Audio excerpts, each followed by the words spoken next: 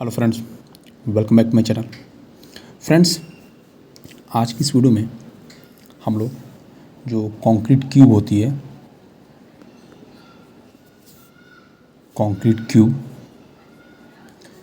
उसकी जो compressive strength होती है,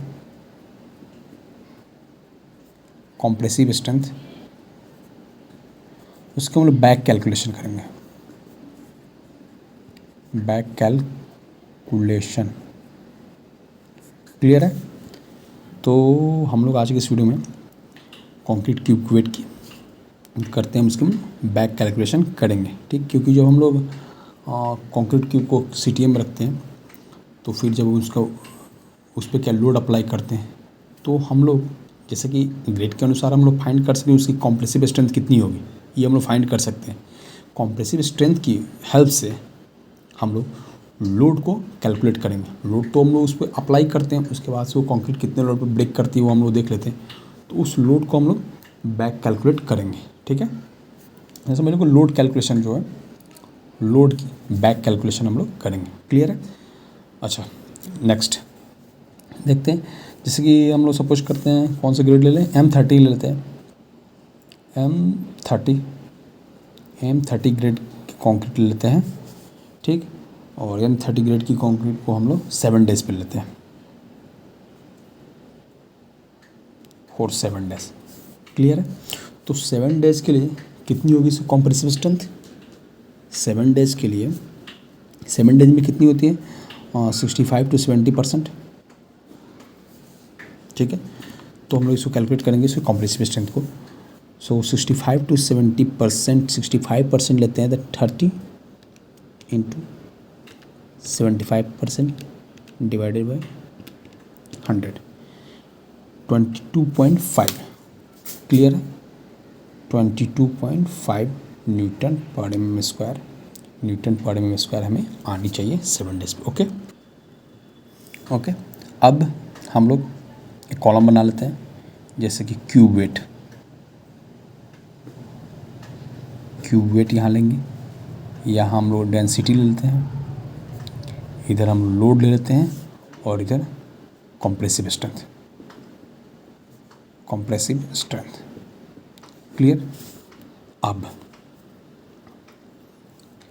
हम लोग जो क्यूब है, जैसे क्यूब को कास्ट के उसको हमने क्यूर किया, उसको निकालने के बाद हम लोग उसका वेट लेते हैं। तो वेट सपोज कर लो 8 kg से ज़्यादा होती है, आप लोग प्रीवियस वीडियो देख सकते हो।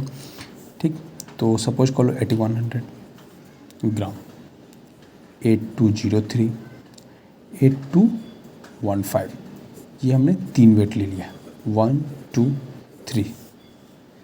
अब इसकी डेंसिटी निकालनी है, तो डेंसिटी निकालने के लिए हमारे पास क्या होनी चाहिए? वॉल्यूम। वॉल्यूम ऑफ क्यूब क्या होगी? क्यूब की वॉल्यूम 150 बाई 150 बाई 150, तीनों को मल्टीप्लाई किया हमने वॉल्यूम, तो क्या होगी? 3375 mm क्यूब होगी। इसको हमने 1000 से डिवाइड कर दिया, तो हमारी जो वॉल्यूम होगी 3375। ठीक है, एरिया भी हम लोग निकाल लेते हैं क्योंकि एरिया की भी ज़रूरत पड़ने वाली है आगे। तो एरिया कितनी होगी? Area 150 into 150। ठीक है, तो ये होगी 22500, 1000 सिंपलीफाई डिवाइड किया 225। ठीक है, तो हमारे पास एरिया हो गई और वॉल्यूम दोनों। अच्छा, अब डेंसिटी को फाइंड करेंगे, तो density equal to mass upon volume. Mass मेरे पास कितना है? 8100, वॉल्यूम कितना है? 3375, डिवाइड करेंगे हम लोग। इधर देखो, दिख रहा होगा 8100 डिवाइड बाई 3375 इक्वल टू, देखो कितना है? 2.4। सिमिलरली सबको करेंगे तो ये 2.434। क्लियर? हमने कॉम्प्रेसिव स्ट्रेंथ निकाला था 7 डेज पे, 65 to 70% आनी चाहिए, तो 22.5 है हमारी जो कॉम्प्रेसिव स्ट्रेंथ। हमेशा अगर जब हम लोग चेक करेंगे तो इससे ज़्यादा होनी चाहिए, तो हमारा क्यूब पास है। तो हम लोग मान लेते हैं, इसको कर लेते हैं 22.7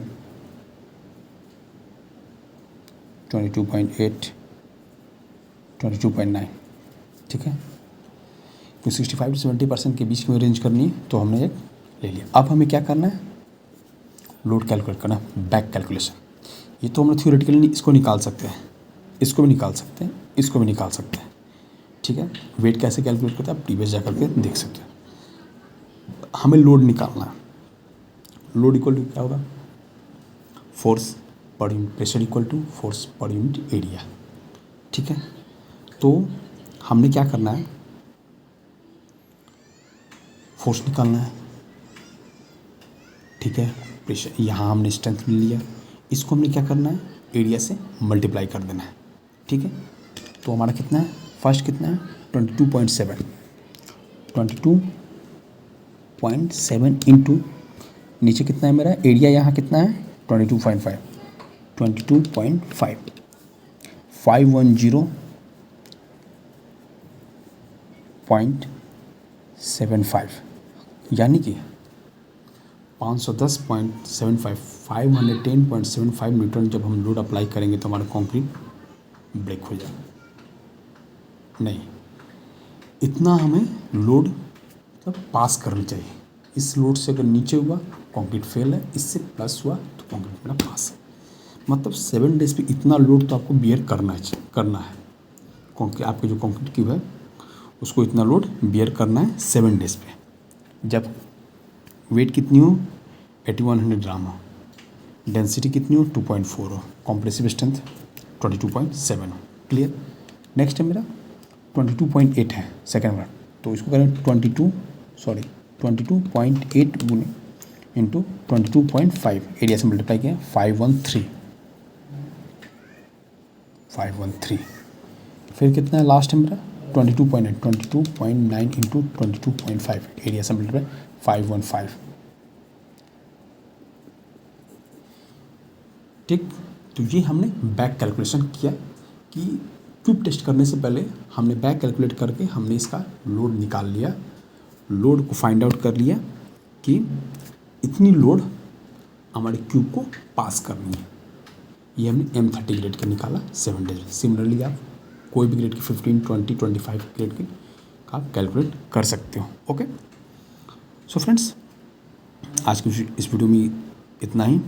नेक्स्ट वीडियो में नेक्स्ट टॉपिक पे फिर आपसे मिलेंगे। So thank you and keep watching my video.